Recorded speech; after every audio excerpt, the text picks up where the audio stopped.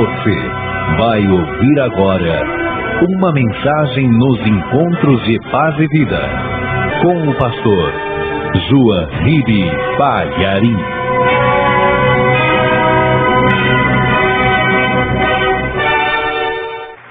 Você trouxe a palavra de Deus? Então pegue, por favor. Então vamos lá, gente, no Evangelho de Lucas, capítulo 14. Vamos ler o versículo 15. Evangelho segundo Lucas, capítulo 14, o versículo 15. Lucas era um médico. Legal, né? E ele se converteu com uma pregação do apóstolo Paulo. Ele era um médico estrangeiro. Aí ele ficou fascinado com a história de Jesus, porque é uma história maravilhosa, não é? É uma história única, não tem nada igual. E ele não ficou contente em apenas ouvir o que as pessoas lhe contavam. Ele resolveu sair entrevistando as testemunhas que ainda estavam vivas naquela época. E podemos dizer que Lucas se tornou então o primeiro historiador cristão. Foi, vamos dizer um pouco mais, o primeiro jornalista cristão do mundo. Ele foi entrevistar cada pessoa que conviveu com Jesus. Por isso que o Evangelho de Lucas traz fatos da infância de Jesus que os outros não contam.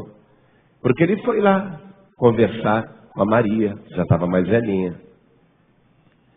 Então, ele pegou o máximo que pôde. Mas mesmo assim, ele não conseguiu pegar tudo. Por isso eu vou fazer a leitura aqui em Lucas e vou mesclar com Mateus, porque os dois contaram essa mesma passagem e tem detalhes que um conta e que o outro se esquece. E tem uns detalhes que Mateus conta e que Lucas se esqueceu, ou não lhe informaram. Mas o texto aqui começa assim, ó.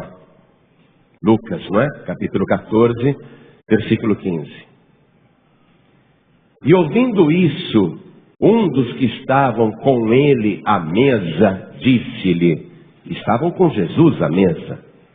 Só para te situar, Jesus está na casa de um dos principais dos fariseus, um homem rico, uma bela de uma casa, e Jesus está à mesa, no meio dos fariseus, fazendo ali uma ceia, uma refeição. Então, um dos que estavam com ele à mesa, disse-lhe, falou para Jesus, bem-aventurado o que comer pão no reino de Deus. Legal, não é? Aquele convidado que estava à mesa naquela bela casa, olhou para Jesus e ele estava tão maravilhado com a presença do Senhor que ele ficou imaginando que felicidade seria para alguém um dia poder participar da ceia no reino de Deus. E ele diz que tal pessoa seria bem-aventurada, quer dizer, mais do que feliz. Seria uma felicidade extrema. Ele faz essa exclamação durante aquela ceia onde Jesus estava à mesa. Eu vou repetir. E ouvindo isso, um dos que estavam com ele à mesa, disse-lhe, bem-aventurado o que comer pão no reino de Deus. Realmente deve ser uma bem-aventurança. Mesmo que seja para comer apenas um pão, imagine, comer um pão no reino de Deus. É lógico que Deus, que está esperando a gente há tanto tempo lá em cima, é lógico que Deus não vai chegar e falar assim, toma aqui um pãozinho para você, vai comendo aí. Não é? Vai ser um banquete.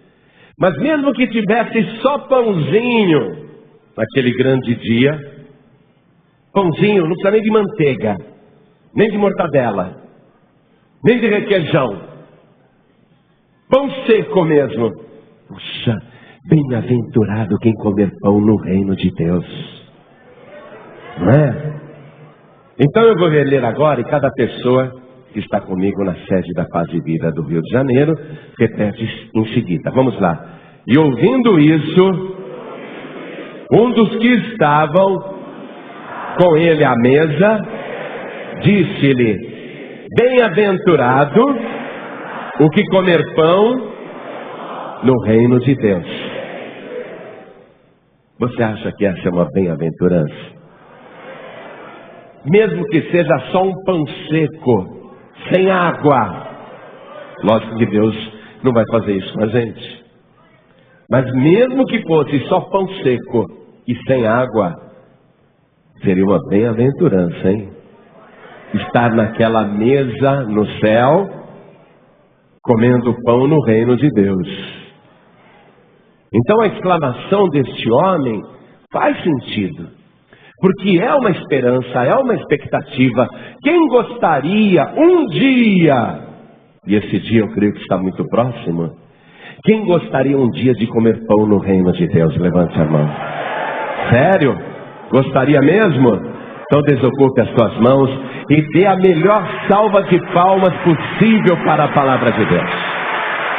E enquanto você aplaude, abra a tua boca e diga glória a Deus. Você que está nos acompanhando pela rádio, ou pela internet, ou pela TV, junte-se a nós aqui na Vila da Penha, Rio de Janeiro, e glorifique a Deus conosco. Isso, diga glória, glória, glória a Deus. Diga, meu Deus, como que seria bom comer pão no teu reino. Diga isso. Ah, Senhor, quem me dera um dia comer pão no teu reino. Oh, glória, glorifica. Deus bendito e Deus amado, abre o céu para receber este louvor, porque não é só o povo da Vila da Penha, mas muita gente em toda parte, num número incalculável, agora está te glorificando, te bendizendo. Então abençoe cada pessoa que te glorifica, abençoe agora cada vida que te exalta, derrame a tua bênção, a tua graça, a tua virtude, o teu poder. Pai querido, esta multidão que aqui veio, e quem ligou o rádio agora, e quem ligou a TV, ninguém está querendo ouvir o homem falar, todos querem ouvir a tua palavra. Então vem com teu espírito, tome o lugar do pregador, tome a boca do mensageiro, fale o Senhor agora, envia a tua palavra com poder e autoridade, e que a tua palavra vá e prospere naquilo para o qual está sendo enviada, em nome do Senhor Jesus. Diga amém, Jesus. Glória a Deus. Quem tiver lugar pode sentar, por favor. Quando aquele homem falou isso à mesa com Jesus, durante uma ceia, na casa de um homem rico, Jesus Cristo aproveitou a ocasião para começar uma parábola. E no versículo seguinte, diz que Jesus, porém, lhe disse: um certo homem fez uma grande ceia e convidou a muitos. É assim que Lucas começa a parábola, porque assim me informaram. Porém, Mateus, que estava presente nessa ceia, na casa daquele fariseu rico, Mateus, ele escreve sobre esse fato e nos dá um detalhe, que não era apenas um homem rico que resolveu fazer uma ceia e convidou a muitos. Vamos ver o que Mateus conta a respeito disso, no Evangelho de Mateus, capítulo 22. Nós vamos aqui no versículo 2, então.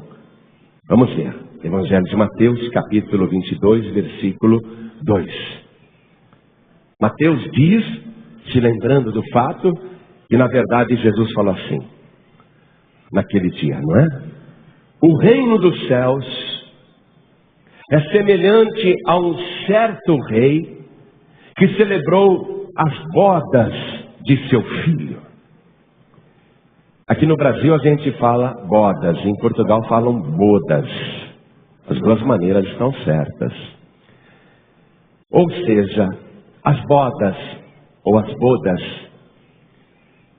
se referem a uma festa prolongada de casamento. Porque festa, naquele país ou naquela parte do mundo, demora semanas, às vezes chega quase a um mês. É só festa. Então, as bodas ou as bodas se referem a uma grande celebração do casamento de alguém.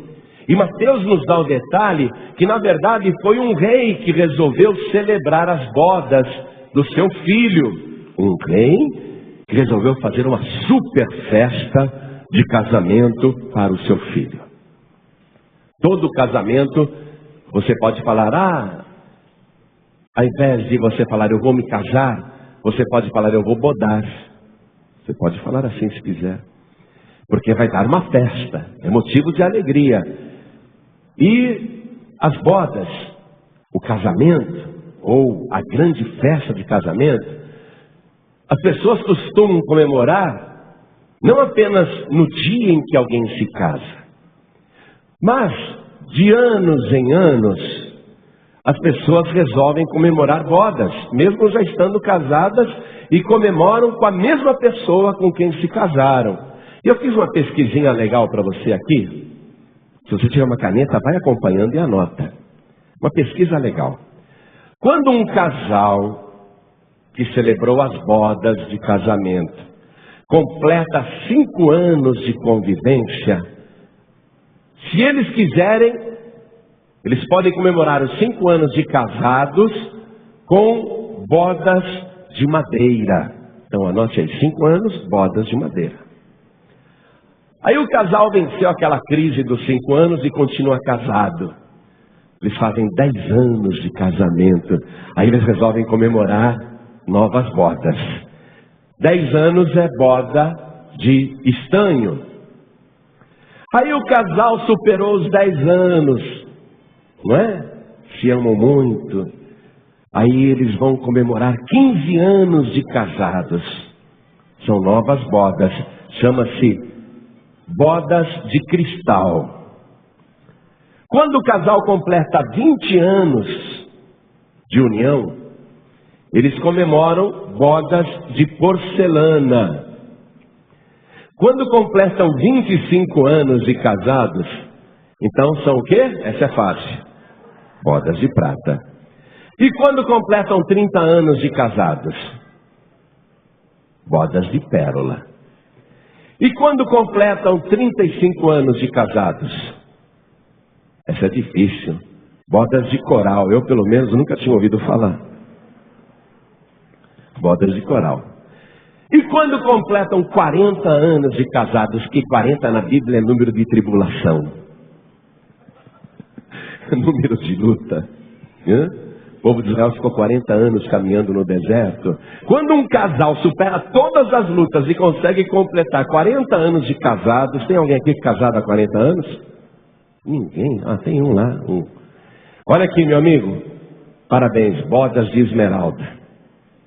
Aí a pessoa consegue completar mais 5 anos. 45 anos de casados. Bodas de rubi. Agora essa próxima é fácil. 50 anos de casados, bodas de ouro. Legal, né? 50 anos. E quando se completa 60 anos de casados? Bodas de... Erraram. Quem falou diamante?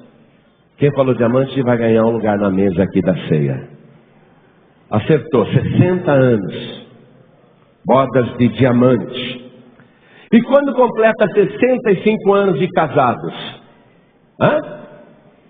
Bodas de platina.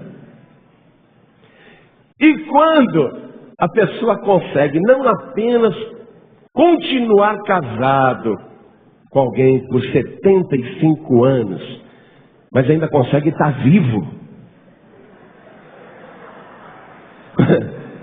Quando a pessoa consegue completar 75 anos de casados, né? Que bodas que é? Bodas de brilhante. 75 anos, bodas ou bodas de brilhante. Gostou da pesquisa? Parabéns. Legal. E agora, as bodas do filho do rei. Hã? Porque ele está noivo. Ele está noivo da igreja. Há pelo menos quase 2000 anos. Imagine então as bodas do Cordeiro, o casamento de Cristo com a sua igreja. Porque quando ele começou a parábola aqui, ele está ali usando uma linguagem figurada, onde ele diz: o reino dos céus é semelhante a um certo rei que celebrou as bodas de seu filho. Ele está falando que o rei é Deus e o filho é ele. Ele começa assim, naquele banquete, naquela ceia. E este rei, feliz da vida, porque o seu filho vai se casar finalmente, chegou a hora das bodas do Cordeiro. Jesus conta que ele enviou os seus servos a chamar os convidados para as bodas. Ou seja, os servos são os pregadores, os que anunciam a palavra, os que anunciam que tem uma festa de casamento para ocorrer lá no reino de Deus, na glória. Os convidados são as pessoas, mas aqui nesse primeiro momento, esses convidados que o rei manda chamar primeiramente, são os nobres da terra. E quem são os nobres da terra? Os ricos? Não. Os poderosos? Não. Os nobres da terra são os descendentes de Abraão, o povo judeu, o povo escolhido de Deus, o povo que ele chama pelo seu nome, o povo de Israel. Então, manda chamar estes convidados primeiramente, mas olha o que ele diz aqui, estou no versículo 3, e estes não quiseram vir. Os judeus não deram a mínima para Jesus quando ele veio aqui na terra. Pelo contrário, rejeitaram Jesus. Veja que Jesus está contando essa parábola para judeus, numa ceia com fariseus. E os fariseus, justamente junto com os saduceus e herodianos, irão liderar a oposição a Jesus Cristo. Serão inimigos, os primeiros a rejeitar Jesus. Então Jesus já sabe que vai haver uma rejeição, que eles, os nobres, não quererão comparecer nessa festa. Mas um homem lá na mesa disse: bem-aventurado o que comer pão no reino de Deus. Mas Jesus já está em parábola profetizando, prevendo que os convidados não irão querer ir. Eles não quererão comparecer. Jesus já sabe da rejeição. Então ele vai contando a história presente. E nessa parábola ele vai entrar na questão futura. Porque ele já está falando de coisas futuras. Continue acompanhando comigo. Estou no Evangelho de Mateus, capítulo 22, versículo 4. Depois enviou outros servos dizendo: dizei aos convidados. Ele insiste, não é? Ele insiste: eis que tenho o meu jantar preparado, os meus bois encebados já mortos, e tudo já pronto. Vinde às bodas. Venham para esta grande festa do casamento do meu filho. Então Lucas coloca em seguida um detalhe que escapou para Mateus. Vamos lá de volta para Lucas capítulo 14, vamos ler o versículo 18. Então, quando o rei manda mais mensageiros para insistirem, quando os mensageiros fazem o convite, diz aqui Lucas 14, 18, e todos a uma começaram a escusar-se, isto é, a dar desculpas. Disse-lhe o primeiro: comprei um campo e preciso ir vê-lo, rogo-te que me hajas por escusado. E outro disse: comprei 5 juntas de bois e vou experimentá-los, rogo-te que me hajas por escusado. E outro disse: casei e portanto não posso ir. Os que recusam o convite para comer pão no reino de Deus são as pessoas que se encontram totalmente envolvidas com problemas materiais e com questões mundanas. Veja, comprei um campo e preciso vê-lo. Eu comprei 5 juntas de bois e vou experimentá-los. Está envolvido com o seu trabalho. E outro diz, eu casei e eu não posso ir. São pessoas que têm projetos pessoais particulares e então dão desculpas para não comparecer. Quando alguém convida outra pessoa para vir à casa de Deus, às vezes a pessoa dá uma desculpa dessa, dá ou não dá? A pessoa fala assim, poxa, esse final de semana não vou poder ir na igreja porque eu tenho uma casa de campo e eu preciso ir lá falar com o caseiro, ou eu tenho uma casa na praia ou uma casa na montanha, eu preciso lá ver como é que está a minha casa. Não vai dar para eu ir na igreja esse fim de semana. A pessoa dá uma desculpa.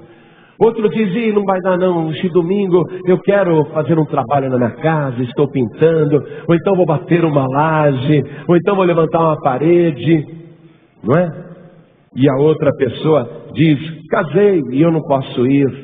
Quer dizer, ela está com a pessoa amada, ela prefere estar com a pessoa amada nesse momento, ela deixa de ir na igreja para namorar, ou para passear com a pessoa querida, ou para estar até numa intimidade com a pessoa amada, e ela deixa a igreja de lado.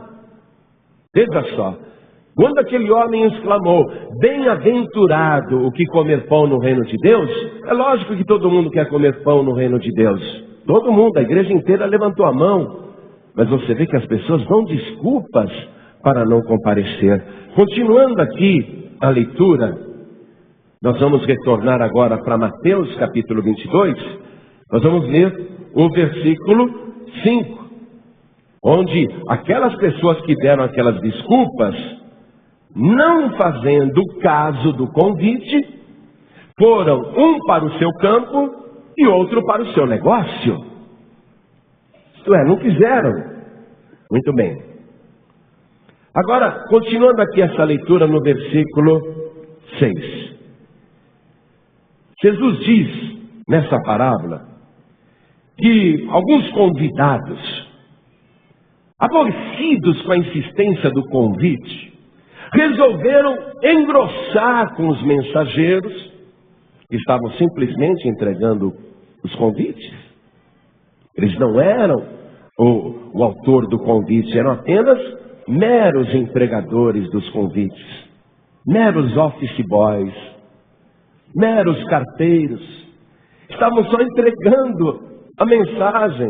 Eles não eram os autores do convite nem da mensagem, mas os convidados, alguns irritados, resolveram se apoderar dos servos, os ultrajaram, isto é, os envergonharam, os maltrataram, e chegaram até a matá-los, e mataram. Isso você pode conferir na história do povo judeu, onde todos os profetas que Deus enviou à terra foram perseguidos, apedrejados, açoitados, maltratados, decapitados, presos, sofreram açoites, torturas, muitos morreram. Então Jesus está relatando por parábolas uma verdade, continue acompanhando. E o rei, e a gente sabe que esse rei é Deus, e o rei, tendo notícias disso, encolerizou-se, quer dizer, ficou irado, e enviando os seus exércitos, destruiu aqueles homicidas e incendiou a sua cidade. Jesus está falando que a cidade vai ser incendiada e que Deus enviou os seus exércitos. Ora, Deus vai usar as legiões romanas para cercarem Jerusalém, em função dessa recusa que eles fizeram do convite, e por terem matado até o filho do rei, então a cidade vai ser incendiada. Cerca de 40 anos depois desta parábola, e 40 é número de tribulação, cerca de 40 anos depois, no ano 70 da era atual, o general romano Tito cercou Jerusalém durante muitos dias, não deixou entrar comida nem água, e eles venceram os judeus rebeldes e mataram a todos. Aquela geração que havia assassinado Jesus vai pagar um preço alto 40 anos depois, e todos irão morrer. E Jerusalém, inclusive o templo de Jerusalém, será incendiado. Toda a cidade será incendiada, não ficará pedra sobre pedra. Veja, Jesus está contando uma história aqui, está profetizando. Por isso continue acompanhando, porque isso vai nos alcançar também. Continue acompanhando. Versículo 8, estou em Mateus capítulo 22, versículo 8. Então o rei disse aos servos: as bodas, na verdade, estão preparadas, mas os convidados não eram dignos. E depois as saídas dos caminhos, e convidai para as bodas a todos os que encontrardes. Ou seja, mensageiros, saiam por todos os caminhos e convidem a todos que vocês encontrarem, por todos os caminhos. A humanidade traça muitos caminhos. Nesse ponto, Jesus está falando que o convite, que foi desprezado pelos convidados nobres, os judeus, seria agora feito para pessoas que estão em todas as partes e em todos os caminhos.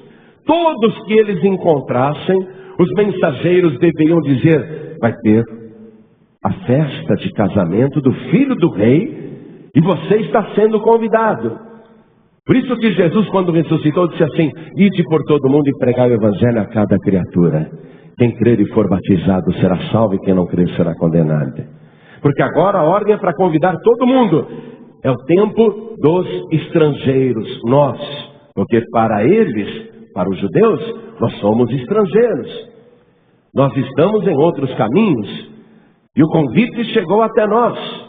É para convidar todo mundo em todos os caminhos, todos os que forem encontrados. Vamos retornar agora para Lucas, para pegar mais detalhes desta parábola riquíssima em profecia. Vamos retornar para Lucas capítulo 14. Eu quero ler o versículo 21 na parte B. Quando eu falo parte B, nós estamos nos referindo à parte final, ou à segunda metade do versículo, onde ele diz assim: sai depressa pelas ruas e bairros da cidade, e traze aqui os pobres, e os aleijados, e os mancos, e os cegos. E disse o servo: Senhor, feito está como mandaste, e ainda há lugar. Deixe-me explicar a questão desses pobres, os aleijados, e os mancos e os cegos. Ainda hoje nas sinagogas ricas, e até em muitas igrejas também evangélicas, os ricos têm lugares especiais. As sinagogas no Brasil, e as sinagogas são igrejas dos judeus, onde aqueles que fazem vultosas doações têm até uma cadeira com o nome escrito, e aquilo mostra status, mostra honra. Os pobres não tinham vez. Quando Jesus foi sondado pelos mensageiros de João Batista, para saber se ele realmente ia fazer o que ele estava se propondo, Jesus falou assim para os mensageiros: digam para João que o evangelho é pregado aos pobres. Porque os pobres não tinham vez. Os pobres não tinham sequer assento dentro de uma igreja. Eles eram relegados a um plano inferior. Não se ensinava a palavra para os pobres. Os pobres não tinham oportunidade. O mesmo ocorria com qualquer pessoa que tivesse nascido com uma deficiência física. Quem era coxo, quem era cego, quem tivesse qualquer tipo de deficiência, era deixado de lado. Uma vez Jesus entrou numa sinagoga e tinha um homem lá no fundo que tinha a mão ressequida. A mão ressecada, melhor dizendo. E Jesus Cristo chamou aquele homem que era desprezado e que todo mundo achava que ele tinha a mão assim porque devia ser um grande pecador. E Jesus o chamou para o meio de todos, na frente de todo mundo, e disse: estende a tua mão. E na mesma hora ele estendeu a mão e ficou curado. Então Jesus honrou até as pessoas que tinham deficiências físicas. E veja aqui no convite que é para chamar todo mundo que for encontrado no caminho, inclusive os pobres, os mancos, os cegos, os ressecados, os doentes, os desprezados, para que a casa se enche.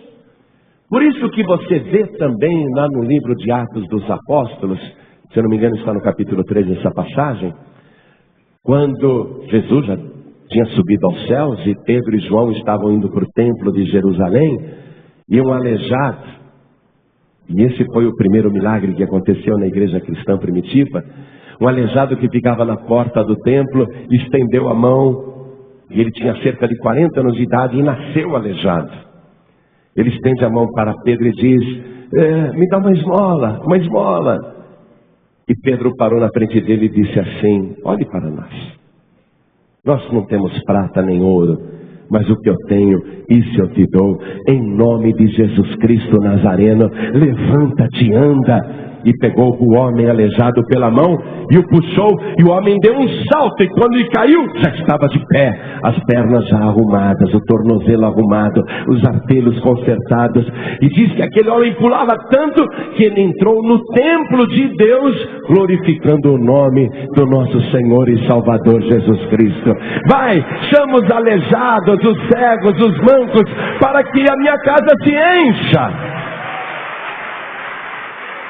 Porém, ele não fala só de convidar pessoas que têm deficiências físicas, visíveis. Porque, às vezes, nós temos deficiências que são invisíveis e as pessoas não percebem. Às vezes a pessoa é cega espiritualmente, não consegue enxergar a verdade, está cega. Toda pessoa sem a luz do mundo que é Jesus, está cega. Espiritualmente está cega. Toda pessoa que não anda com Cristo, tem uma deficiência espiritual para caminhar com Deus. É um coxo, é um aleijado, não consegue caminhar com Deus. Existem deficiências que não são físicas, mas espirituais, ninguém percebe. Aparentemente a pessoa tem um belo de um corpo todo malhado, todo produzido, o abdômen todo quadriculado, musculoso, aquelas pernas bonitas. Mas espiritualmente, Deus olha para a pessoa, ela é aleijada. Ela tem deficiência física, ela é coxa, ela anda assim, ó. Ela é coxa. Não consegue andar com Deus. Mas Deus está mandando chamar todos agora. O que eu era? Eu nasci num berço cristão. Fui na igreja até 11, 12 anos, eu ia sozinho, ninguém precisava mandar. Mas depois eu comecei a entrar na malandragem com a molecada, aprendi a fumar, não é? E gostei muito de ficar no mundo. E eu, mesmo tendo nascido num berço cristão, eu não quis mais saber de Jesus e não quis mais saber de igreja. E me envolvi cada vez mais com maus elementos. E o que aconteceu comigo? Fiquei cego. Estava nas trevas. Não enxergava mais nada. O que aconteceu comigo? Eu não conseguia mais andar com Deus, eu fiquei paralítico, fiquei aleijado, fiquei coxo. Não é? O que aconteceu comigo? Eu fiquei mudo, não conseguia mais falar de Deus. Eu fiquei totalmente deficiente. Mas um dia, eu também recebi um convite. Deus olhou para mim, e Ele falou, coitado desse ceguinho. Além de cego e aleijado, surdo e mudo, mas eu quero ele também na minha casa. Eu vou convidar, se ele aceitar, eu vou curar as suas pernas, eu vou curar a sua boca, eu vou curar os seus ouvidos, eu vou curar os seus olhos. Se ele aceitar o meu convite, eu vou fazer dele uma bênção. Convida esse aleijado. Aí eu estava lá nas trevas, na escuridão, aleijado, cego, surdo e mudo, e ele me convidou. Aí eu falei, o quê? Mesmo eu sendo o que eu sou, essa pessoa horrível, espiritualmente falando, eu sou medonho, sou todo defeituoso, todo torto. Ainda assim, o Senhor quer que eu vá nessa festa? E ele falou, venha, porque eu nunca vou te abandonar. Aí eu falei, eu quero. E quando eu falei eu quero, ele restaurou a minha vida. Não é isso que ele fez com você? Hein? Você não era um ceguinho, não era aleijado, não era um coxo, não era um manco, não era um resicado. Você não era um surdo, você não era um mudo. Você não era uma pessoa que estava quase morrendo no meio das trevas. Mas Ele te convidou. E você disse: é comigo. Ah, que legal. Eu vou sim, Senhor, eu vou. E o que é interessante aqui nessa parábola, e eu estou aqui em Lucas agora 14, versículo 22, é que o mensageiro, o servo, disse: Senhor, feito está como mandaste, e ainda há lugar. Você vê essa igreja cheia desse jeito? Você fala: poxa, não tem lugar nem para sentar. Mas você não está enxergando direito. A palavra está dizendo que ainda há lugar, que nós temos que achar mais cegos, mais aleijados, mais surdos, mudos, ressecados, doentes, e todos que nós encontrarmos no caminho, e trazer para a casa de Deus, fazer o convite e dizer: você foi convidado para uma festa gloriosa de casamento, uma festa como nunca houve igual em todo o universo, porque há lugar ainda, há lugar. Sabe o que Jesus falou antes de subir aos céus? Nas despedidas com os discípulos, Ele diz assim: na casa do meu Pai há muitas moradas. Se não fosse assim, eu vou-lhe teria dito, pois eu vou preparar-vos lugar. E se eu for e vos preparar lugar, eu virei outra vez e vos levarei para mim mesmo, para que onde eu estiver, vós estejais também. Ainda há lugar. Vamos trazer todos aqueles que nós encontrarmos no caminho. Vamos convidar todo mundo para essa grande festa de casamento do Filho do Rei. Vamos convidar as pessoas, porque ainda há lugar. Olha só. E olha o que ele diz aqui na parábola. Vamos comigo, estou no versículo 23. E disse o Senhor ao servo: saí pelos caminhos e atalhos. Porque quem está nos atalhos, hein? É quem está desviado, é quem saiu do caminho. Saí pelos caminhos e atalhos e força-os a entrar, para que a minha casa se encha. Deus quer que a sua casa se encha. E enquanto a casa não se encher, a festa não começa. Sabe o que Jesus disse quando Ele profetizava sobre o fim desta era? Ele disse assim, o último e grande sinal. Ele falou: e este evangelho do reino será pregado em todo o mundo, em testemunho a todas as gentes, e então virá o fim. Quando a última pessoa convidada aceitar o convite, e o número das mansões celestiais forem completamente preenchidas, quando todas as mansões receberem um dono, quando a pessoa aceitar o convite e falar: Senhor, guarda a minha casa aí, guarda a minha mansão, porque logo logo eu vou me mudar para aí. Quando a última pessoa fizer isso, então a casa estará cheia. É aí então que o rei e o dono vai aparecer visivelmente para os convidados. Vamos retornar para o Evangelho de Mateus, capítulo 22, no versículo 10 agora. E os servos, saindo pelos caminhos, ajuntaram todos quantos encontraram, tanto maus como bons. E a festa nupcial ficou cheia de convidados. E o rei, entrando para ver os convidados, quando a casa estiver cheia, é que o rei vai aparecer. Você está entendendo a parábola? Só que tem uma coisa que vai acontecer lá ainda. É o tribunal de Cristo. Tem mais uma coisa para acontecer. Quando o rei se tornar visível, quando todos o contemplarem, então vai acontecer uma coisa.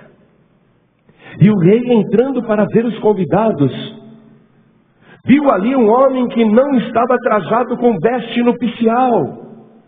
Amados, veja só. O trabalho dos mensageiros ou dos mensageiros é convidar. Nosso trabalho não é escolher. Nós temos que convidar a todos. Nós não podemos fazer julgamento e dizer assim: essa minha vizinha macumbeira, ela eu não convido. Esse meu vizinho aqui do outro lado é um ímpio, esse eu não convido. Aquela vizinha lá da frente é uma pessoa maledicente, não gosto dela, essa eu não convido. Não é nosso trabalho fazer uma seleção dos convidados. O nosso trabalho é convidar a todos, bons e maus, para que a casa ascende. Não pense você que todos que estão na igreja são bons. Não é verdade. A porta está aberta. De vez em quando entra um malfeitor aí. Já aconteceu isso. Às vezes você deixa a tua bolsa aí no banco, entrou uma pessoa aqui só para roubar, vê tua bolsa dando sopa, leva embora. Não pense que todo mundo que está dentro da igreja, todos são bons. Mas nós não podemos colocar uma placa lá na porta: ladrão não entra.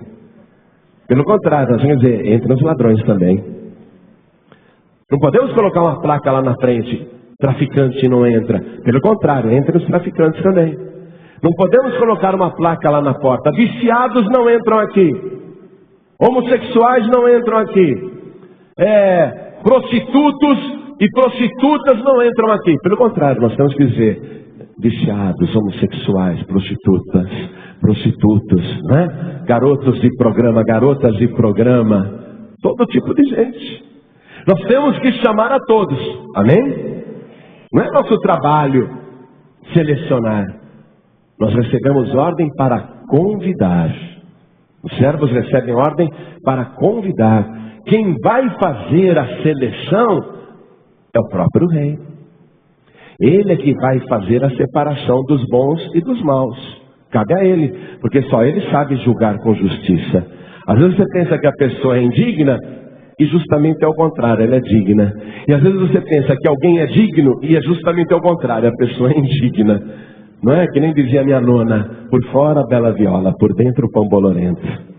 Não é? Às vezes a aparência engana. Olha só. Então, quem é que vai realmente fazer uma análise justa e perfeita dos convidados e separar? É o próprio rei. Só Deus enxerga o coração das pessoas. E o rei, entrando para ver os convidados, viu ali um homem que não estava trajado com veste nupcial. Ele bateu o olho e viu que a pessoa não estava trajada com veste nupcial. Ele não está falando de roupas materiais, de grife, ou de um terno bem cortado, ou de um vestido muito bem costurado. Ele está falando aqui de vestes nupciais.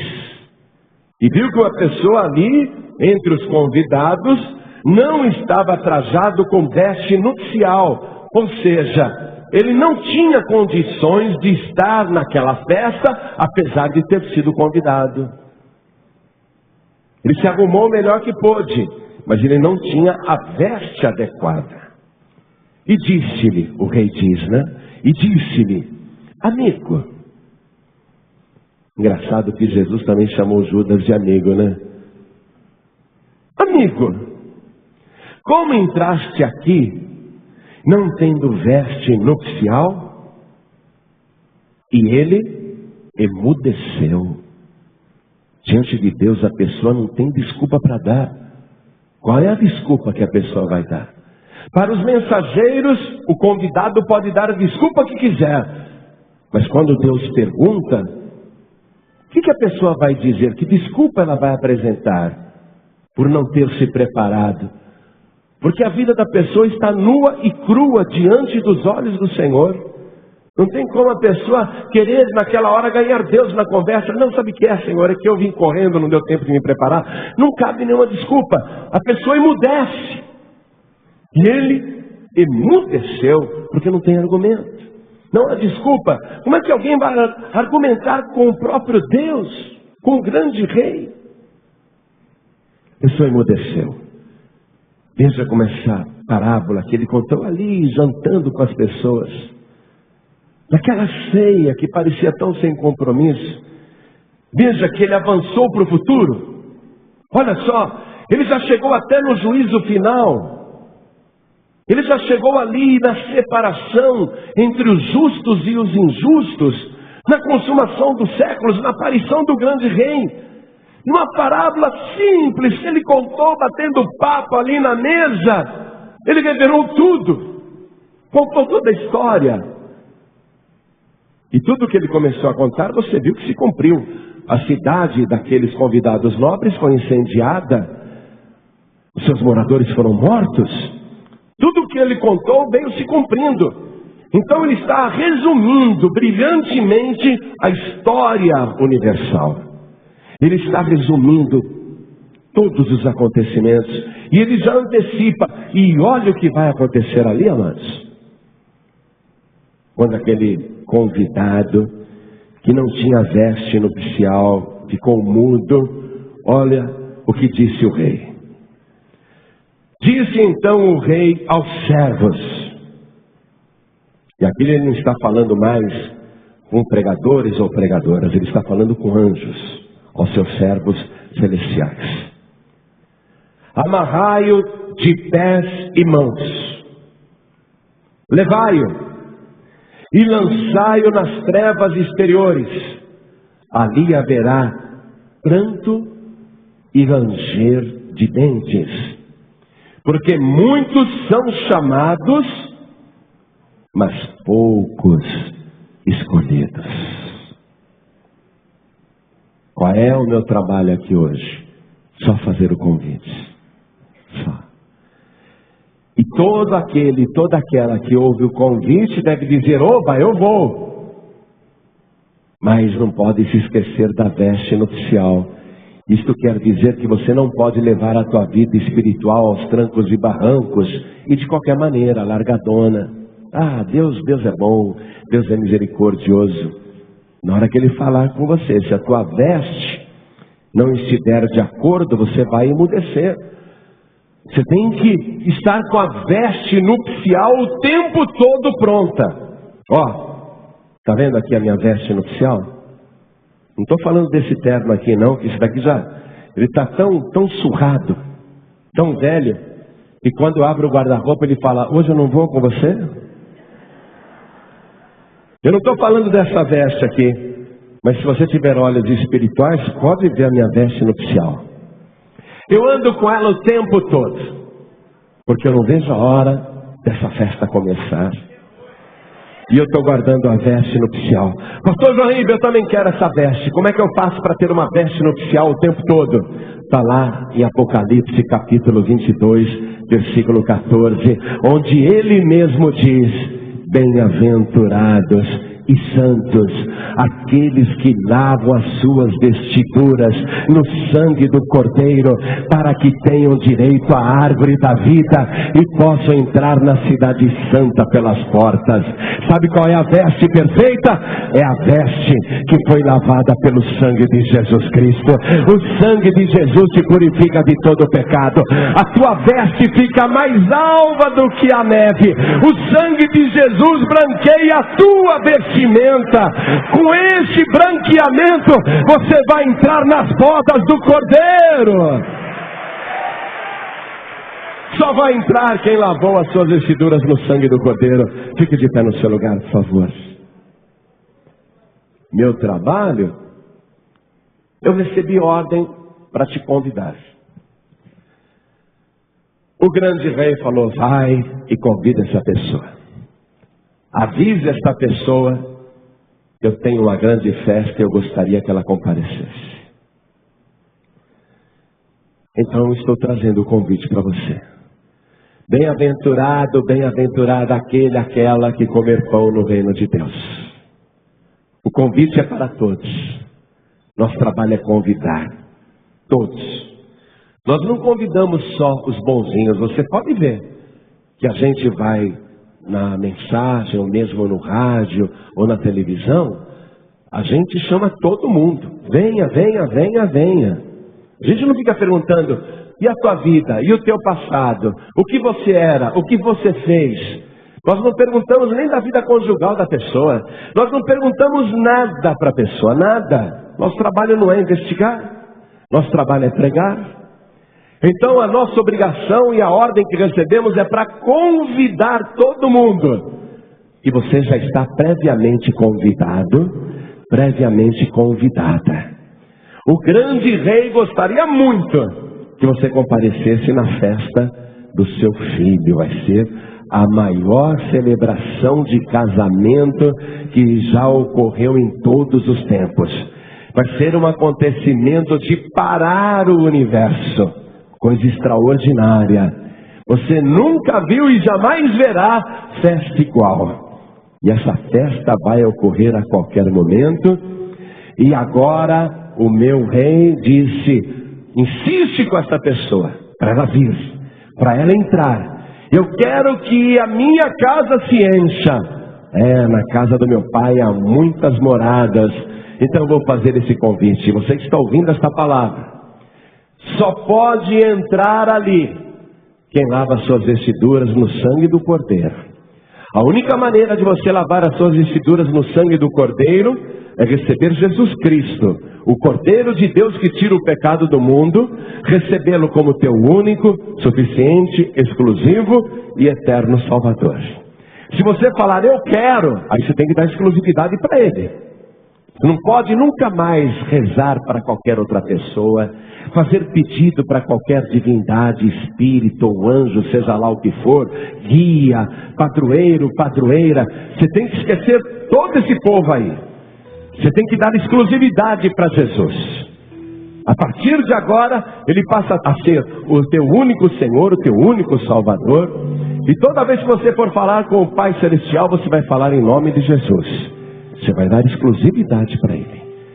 Então eu pergunto aqui, quem quer receber o Senhor Jesus como único, suficiente, exclusivo e eterno Salvador e aceitar este convite para as festas do Cordeiro, as bodas do Cordeiro? Quem quer, erga sua mão direita assim bem alto. Todos que querem.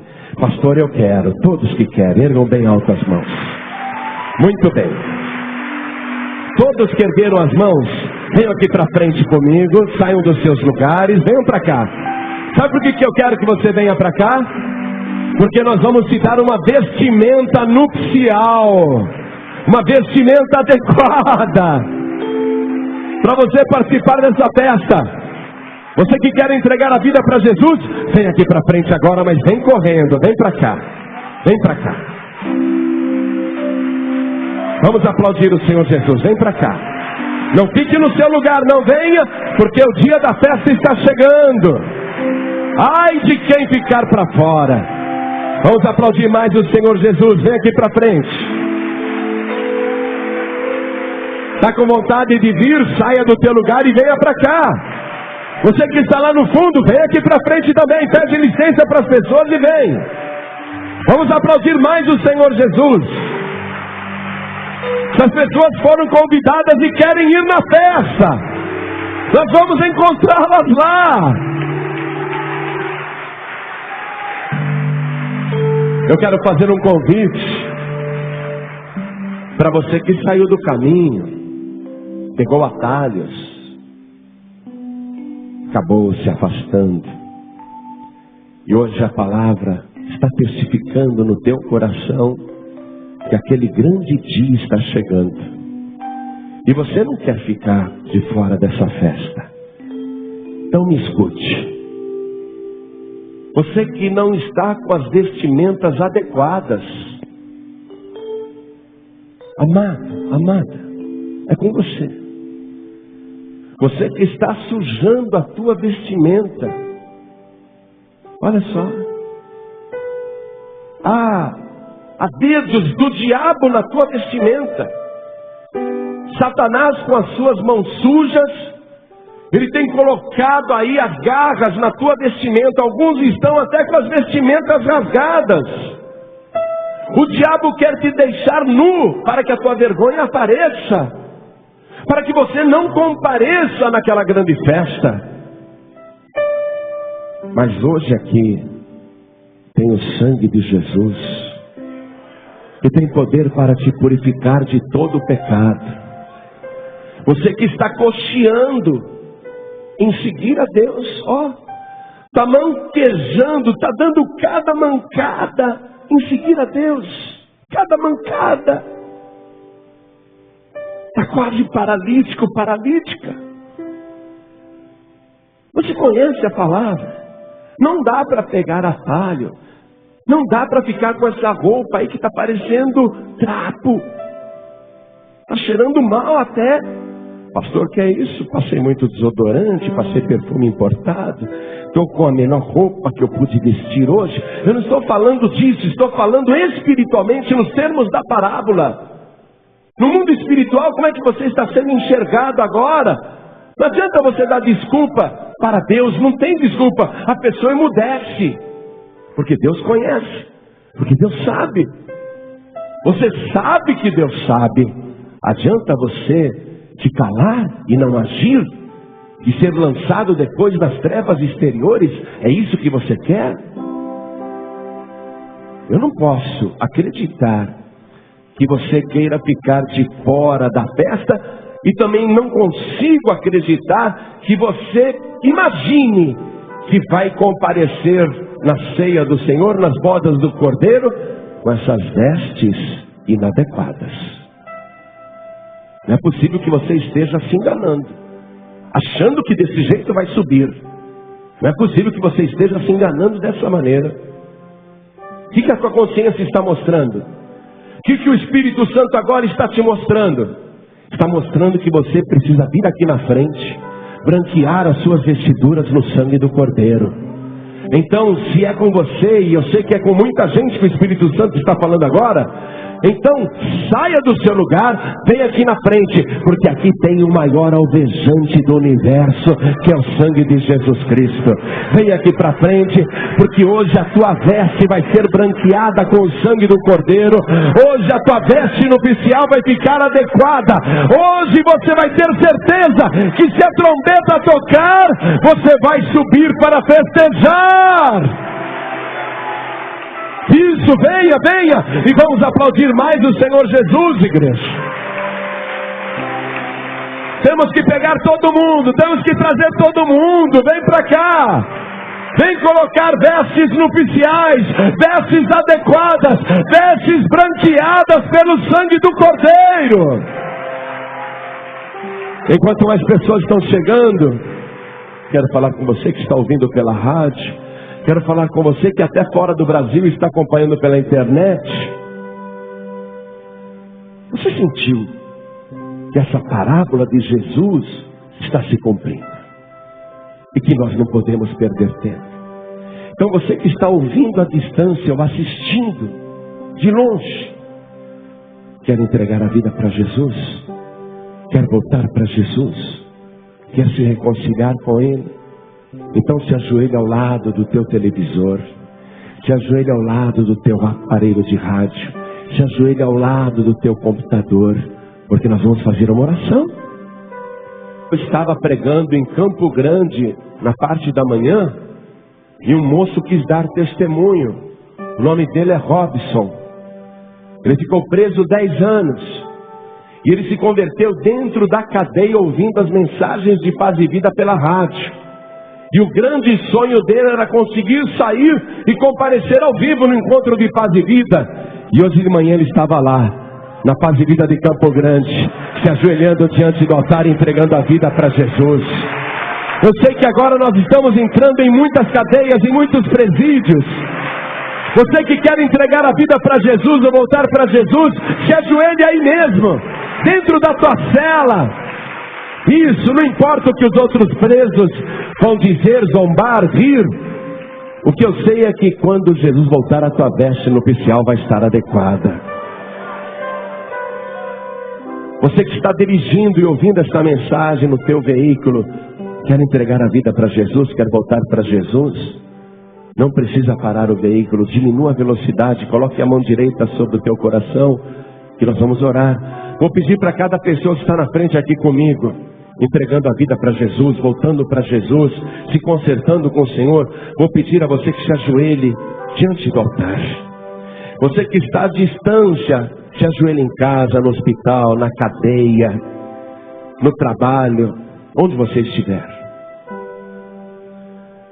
Coloque a mão direita sobre o teu coração. Todos que estão entregando a vida para Jesus, orem assim comigo: meu Deus e meu Pai. Diga com fé: meu Deus e meu Pai. Os que estão voltando para Jesus, digam também: meu Deus e meu Pai. Os que estão se consertando, digam também: meu Deus e meu Pai. Eu ouvi a tua santa palavra, ela é profética, ela fala de algo que eu desejo, que é comer pão no teu reino.